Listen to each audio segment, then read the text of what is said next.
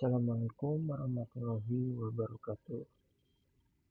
Setiap keputusan di ruang sidang tidak hanya ditentukan oleh fakta dan alat bukti. Di balik setiap kesaksian, pengakuan, dan perilaku seseorang, terdapat aspek psikologis yang sering kali tidak terlihat. Halo, perkenalkan, saya Verano Triputra Setiadi.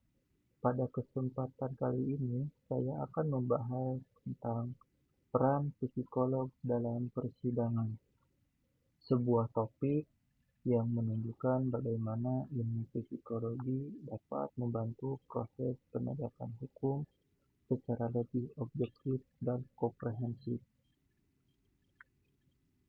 Bagaimana jika seseorang mengaku tidak ingat saat melakukan pembunuhan? Bagaimana jika seorang saksi memberikan kesaksian yang sangat meyakinkan tetapi ternyata ingatannya telah berubah? Dan bagaimana hakim dapat mengetahui apakah seseorang benar-benar menyesal atau hanya sedang berpura-pura? Jawabannya bukan hanya terdapat dalam hukum, melainkan juga dalam ilmu psikologi. Banyak orang mengira tugas psikolog hanya menangani orang yang mengalami gangguan mental. Padahal di ruang persidangan, psikolog memiliki peran yang sangat penting.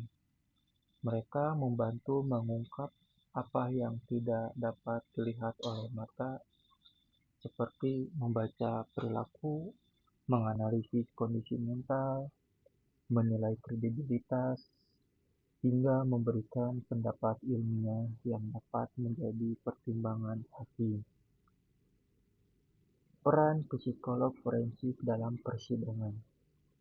Sebelum membahas lebih jauh, kita perlu memahami terlebih dahulu apa itu psikologi forensik.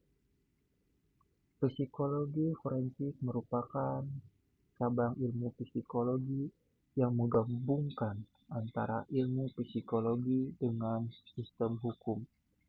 Psikolog forensik menerapkan teori, metode, dan teknik psikologi untuk membantu menyelesaikan perkara hukum. Dalam persidangan, psikolog bukan bertugas menentukan siapa yang bersalah atau siapa yang benar. Tugas tersebut tetap berada pada hakim. Peran psikolog adalah memberikan keterangan sebagai ahli berdasarkan hasil pemeriksaan ilmiah mengenai kondisi psikologis seseorang. Psikologi forensik memiliki dua fungsi utama. Pertama, sebagai scientific interpreter, yaitu menerjemahkan perilaku manusia menjadi informasi yang dapat dipahami dalam konteks hukum. Kedua, sebagai expert witness, yaitu memberikan pendapat profesional di depan pengadilan berdasarkan hasil asesmen psikologi. Dengan demikian, psikologi bukan sekedar ilmu pendukung, tetapi menjadi salah satu sumber informasi ilmiah yang membantu hakim memperoleh gambaran yang lebih lengkap mengenai suatu perkara. Masalah dalam persidangan. Mengapa psikolog diperlukan dalam persidangan? Hal ini disebabkan karena sistem hukum pada dasarnya lebih banyak bertumpu pada alat bukti formal, seperti saksi, surat, petunjuk, dan keterangan ahli. Namun, kenyataannya perilaku manusia sangat kompleks. Seseorang dapat berbohong, lupa, mengalami trauma, atau bahkan mengalami gangguan psikologis yang mempengaruhi kesaksiannya. Selain itu, manusia tidak selalu bertindak secara rasional. Misalnya, korban kekerasan dapat mengalami trauma sehingga sulit mengingat kronologi kejadian secara runtut. Sebaliknya, seorang pelaku dapat berusaha memanipulasi perilakunya agar tampak tidak bersalah. Disinilah muncul kesenjangan antara fakta, hukum, dan kondisi psikologis. Psikolog membantu menjelaskan kondisi mental tersebut sehingga hakim tidak hanya melihat apa yang tampak di permukaannya saja, tetapi juga memahami faktor-faktor psikologis yang mendasari perilaku seseorang. Definisi psikolog forensik. Psikolog forensik adalah tenaga profesional yang melakukan asesmen psikologis untuk kepentingan proses hukum. Asesmen dapat berupa wawancara, observasi, penggunaan tes psikologi, maupun analisis dokumen. Hasil pemeriksaan kemudian disusun dalam bentuk laporan psikologis yang digunakan sebagai bahan pertimbangan pengadilan. Namun, perlu dipahami bahwa psikolog forensik bukan pembela terdakwa, bukan juga sebagai jaksa, dan bukan pula hakim. Psikolog bersifat netral. Yang diberikan adalah fakta psikologis berdasarkan metode ilmiah. Oleh karena itu, integritas, objektivitas, dan etika profesi menjadi prinsip utama dalam menjalankan tugas psikolog forensik. Fungsi utama psikolog dalam persidangan. Ada 4 fungsi utama psikolog dalam persidangan. Pertama, melakukan analisis perilaku untuk memahami pola tindakan seseorang sebelum, saat, dan setelah terjadinya tindak pidana. Kedua, mengevaluasi kondisi mental terdakwa, misalnya apabila terdakwa mengalami gangguan jiwa, memahami konsekuensi tindakannya, atau mampu mempertanggungjawabkan perbuatannya secara hukum. Ketiga, menilai kredibilitas saksi. Psikolog dapat membantu mengetahui apakah kesaksian dipengaruhi trauma, tekanan, sugesti, atau gangguan ingatan. Keempat, memberikan expert opinion atau pendapat ahli di depan persidangan berdasarkan hasil pemeriksaan ilmiah. Pendapat ahli yang nantinya menjadi salah satu pertimbangan dalam mengambil keputusan. Objek analisis psikolog forensik.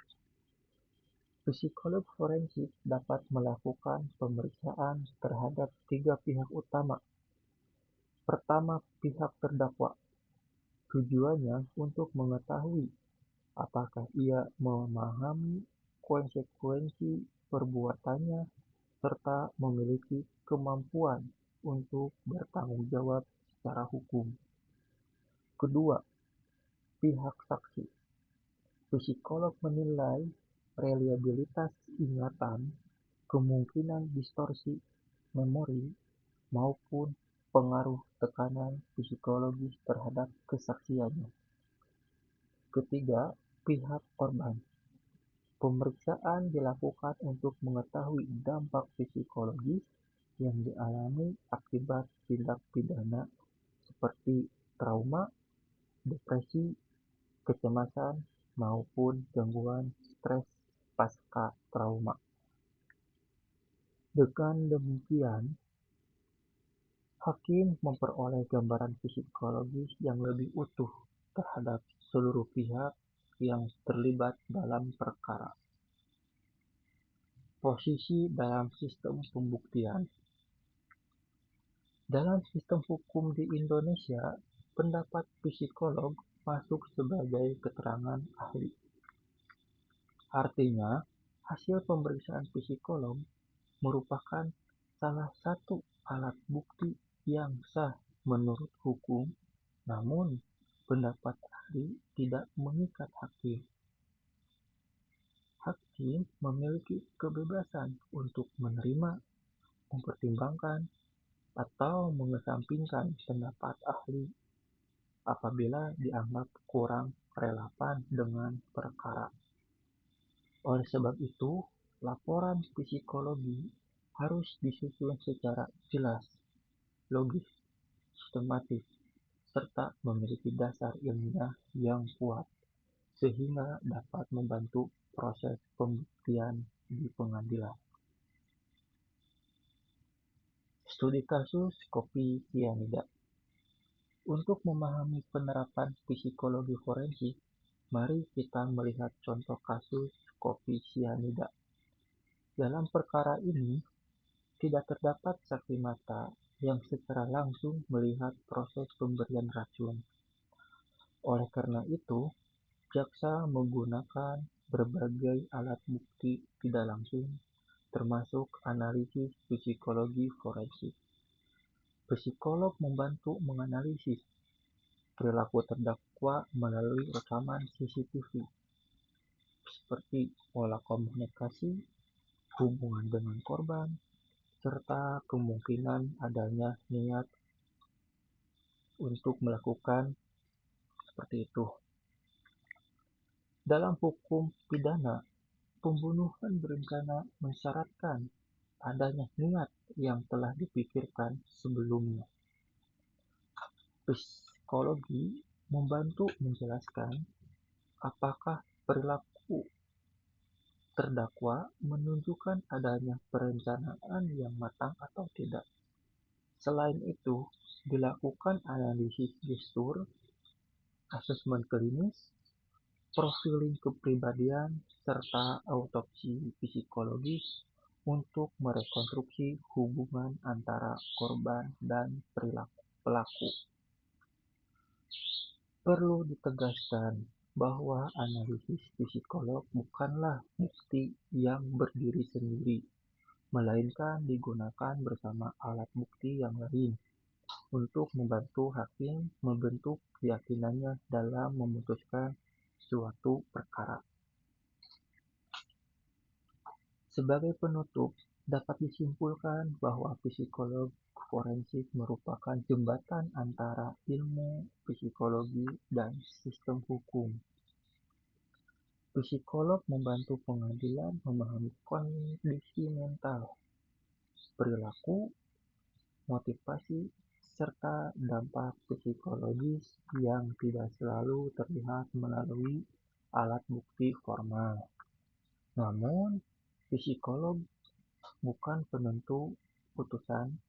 Keputusan akhir tetap berada di tangan hakim. Efektivitas peran psikolog dalam persidangan sangat bergantung pada ketepatan asesmen, kualitas argumentasi ilmiah, serta kesesuaian hasil pemeriksaan dengan unsur-unsur hukum yang sedang diperiksa. Dengan adanya psikologi forensik, proses pengadilan diharapkan menjadi lebih adil, objektif, dan mempertimbangkan aspek kemanusiaan di samping aspek hukum. Cukup sekian dari saya. Mohon maaf bila mana kurang baik dalam penyampaiannya. Assalamualaikum warahmatullahi wabarakatuh.